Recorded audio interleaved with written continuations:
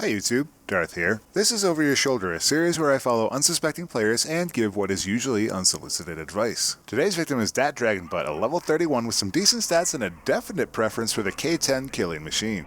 As I follow over Double DB's shoulder today, I'll call out all the good stuff, the bad stuff, and the things I might do differently. So let's take a look over DatDragonButt's shoulder. Alright, we're on the ground with our inaugural run of Battlefield Hardline Over Your Shoulder. DatDragonButt is preferring the K10 just like the last round I saw him in. He's got a Cobra, a laser sight, and a suppressor. This is all a fairly decent setup if you want to go CQB with this thing. Going this left route over here, almost catches that guy, almost gets caught by that guy right there, does a good peek on him. He's going to be in some trouble here, probably should have checked left there before pushing forward a little bit, don't know where the last enemy was, and got taken out by him actually. So talking a little bit more about that K10, that's a 1200 round per minute weapon with a 1.5 second reload time. Not only does it get the work done in close quarters just like that, but it has this blazing reload time that lets him just continue to kill, just like that. Looks like DragonButt overextended himself here and takes a few bullets himself. With that laser sight and that suppressor on it, you can just be a monster at CQB with this thing, and all you have to do is just shoot and reload. Unlike the similarly fast-firing FAMAS I reviewed a few weeks ago in Battlefield 4, the K10 has very little recoil and a ridiculously fast reload time. But all that power this weapon's affording him is making DragonButt sloppy as he's just charging corners. Now we're on the backside of the vault. It looks like we're not going to get this in time, but we can set up a nice defense here. DragonButt's using an incendiary here to make a nice denial of that exit for the criminals. Maybe a little premature on the second one, probably not going to get a whole lot more action out of that because the criminals already see that there are flames going on. They probably aren't going to walk through the first batch before walking into that second one. Now I'm pausing the action here to point out a problem with DragonButt's technique. His weapon is currently pointing at the feet height of enemies that are going to come around that corner. You'll always want to keep your crosshairs at about chest height if you're waiting like this, and you'll catch enemies in the chest and the recoil will carry the weapon up into their headshot territory. Taking a look at the tabletop, it looks like we have the enemy team pretty much firmly in that vault. We're charging it a little bit prematurely. Manages to catch that guy. Should have stayed up behind that money pile and gets taken out by the guy that comes looking for him.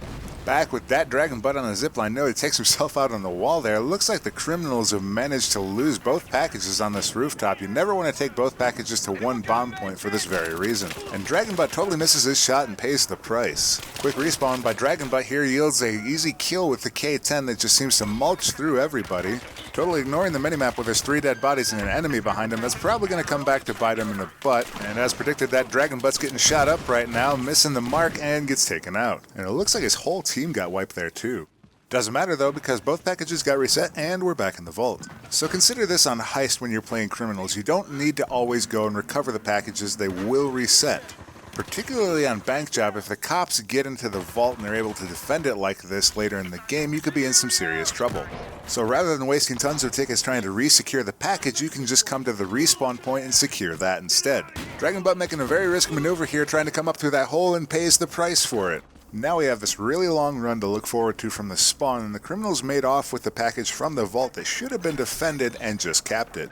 Although for the police, this Bravo point is much easier to defend. Oh, it looks like we missed these two guys here and we get killed by them.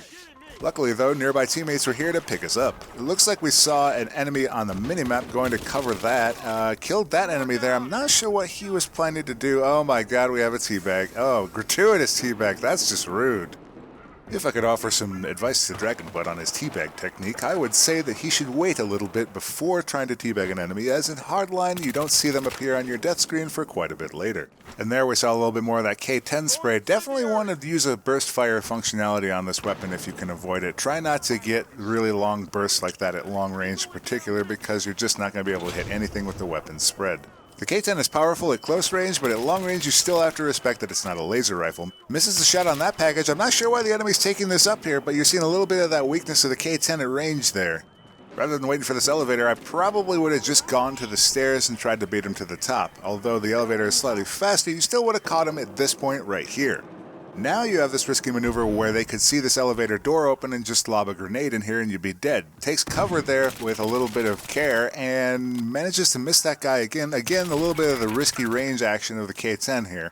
DragonButt's really just relying on this weapon's ability to put bullets down range. Probably should have opened with that 320 instead. Manages to finally take down that carrier.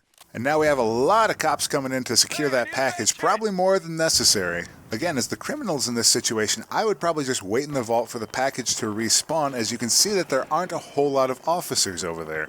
But if you wanted to make this rooftop maneuver work, you probably should have brought a zipline with you. Not only would you have drawn all the cops up here like they are right now, but you would have been able to zipline straight down to Bravo. Again, we're seeing one too many grenades being thrown a little bit too early. Now that last one is just going to cook off and be worthless, and we see here how we have cost ourselves a lot in this game by constantly spraying that K10. Now we're just down to the revolver. Now we're going to have to face off with this enemy. Good shot there on DragonButt's behalf. Things are starting to get a little bit desperate for the criminals. They're down to 40-ish tickets, and we probably don't have the momentum in this game because we aren't anywhere near the package. It looks like both teams are pretty well slammed up in this garage. This isn't TDM. You really need to be thinking about the package at all times. That's what she said, I know. And holy shit, a whole squad just appeared out of nowhere, and there's nothing you can do about it because you're completely out of ammo with the K10, which would have come in handy in that case. Or, you know, that incendiary grenade that we wasted a little bit earlier. So we're back on the ground with DragonButt, and it looks like the criminals actually got really close to the capture here. But now their whole team is out of position, and we bled off a good amount of those 40 tickets we had remaining. We're only got about 25 left, so we're down to the wire for the criminals. DragonButt would do well to peek this corner rather than just pushing in here, simply because there could have been enemies hanging out in here already. Instead, we're running into them a little bit later, and we get taken out in the middle. So we're finally in position by the vault, but at the same time we don't want to be here because the package is already long gone and making its way to Bravo. But it looks like there's a couple of teammates defending it already. It looks like DragonButt's looking to do a little bit of defensive work from up top here. I'd still be leery about what's coming behind me. And it looks like we're already taking damage and we have no time to react.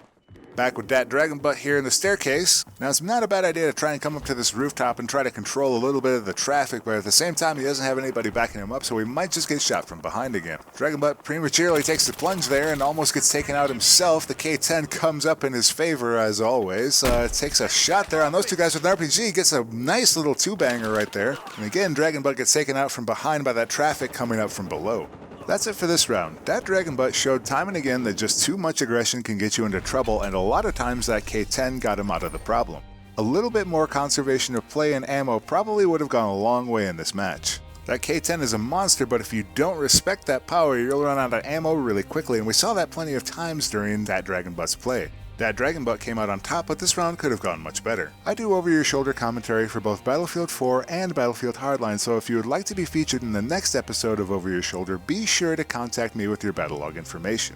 If you're new around here, please take a moment to check out my channel and consider subscribing. As always, thanks for watching, and I'll see you next time, YouTube.